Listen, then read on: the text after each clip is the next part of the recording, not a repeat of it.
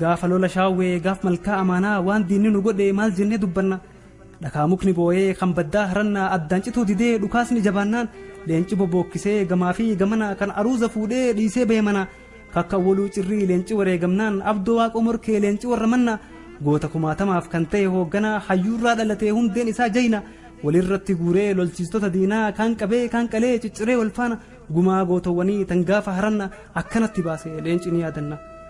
kadiiru waaqoo morkees obboleessi isaa Huseen Waayyuu morkee maatii tokko keessa dhagahi gootummaa jaraasiif odeysa warri waaqoo morkee hundatu lolchiisaa gaachanaan dhalatan ganamaan bariisaa maal gonaree garuu du'a waa balleeysaa kan dhiirota akkanaa dachii jala dhoysa homaa midu'anis seenaan jara faarsaa nama haqaaf du'e jannata mannisa rabbiin haa kennuufi filamtuu badhaasa hayyoota gaafadhu qorachiisi qorii leenca baddaa baalee harannaatti gorii galmeeffadhu seenaa galmatti ijaari jaalleen qabsoo sabaa adda baasii bari hajbiddii mootinnoo kan gaafa dhoombirii dhiira kalee jiru kan har'aafi borii kakka siddiiq roobaa himeen fixu garii abdoo fi isaaqoo kakka waluu cirrii warra sodaa jaraa harca'e xayyaarri kakka adam hirbaay'ee meeqaa dhume dhiirri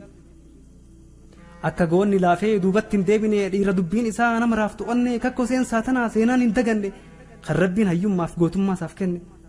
Haaj Abdurrahiim guyyee adda duree gootaa kan jilbibbiin oofee diina gabroonfataa facaaf bulluqitti dhiiratu dubbataa dhiira of hin beekne yoo lolu maraataa Haaj Abdurrahiim guyyee seenaatu yaadata hasawwaaqoo diimaas eenyutuu dagata abbaan dabru ilmii dabaree eeggatee hunduu nu nyaachuudhaaf dhufnaan amuummatee kakka xaayir qaancuu lubbuu yoom qusate qawwee warra diinaa fuuldura dhaabbatee ol ka'ee gattaa'ee diinatti dhaadatee osoo diinaan loluu gabrummaa falmatee leencisa basaatiif lubbuun wareegamte hasoo abbaalii maafaa goota yoo lakkooyne kakka xulaa duubee tokko laman taane dhiirran onnee addaa rabbiin jaraaf kenne hunduma isaaniitu seenaan hin daganne kakka Abdullaahii qeerransa ganamoo nama dhibdi dubbiin gootummaa isaa himu qeerransi bookkisee qabsootti yoo deemu dhiira sodaa isaatiif nafxanyaan gungumu diinni maqaa isaa fagoo yoo dhagaye duraa duuban beeku itti dukkanaa'ee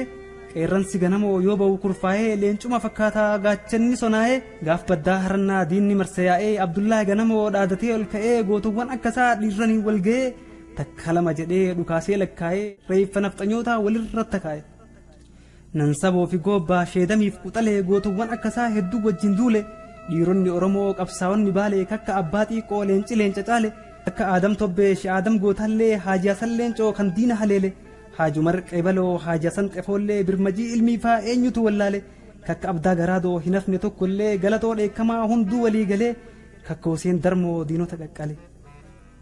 leenca wajjiin ol ka'ee hiriiree akka ilmaan biyyaa nafxanyaan gabbarre dhiira gaafa hedduu nafxanyaa cicciree hin dagatu seenaan Haaji Kadiir Diiree qabsoon gaafa duraa harannarraa kaate tan dhiirota meeqaa bineensirra nyaate ulfaataa ta'ullee haallitti hundooyte lubbuun takka duutuu tan biroo dhalattee dhiiraa fi dubartiin teenya wareegamtee hacuuccaa diinotaa gabrummaa jibbitee akkuma calanqoof aanolee falmattee hagayya goorraasaa ijoollee baale dhumte tan gaafa yaadotii dhiirti qaqqalamtee harkaa fi lukasii walitti hidhamte lakkaayamteen dhumtu tan qilee gatamte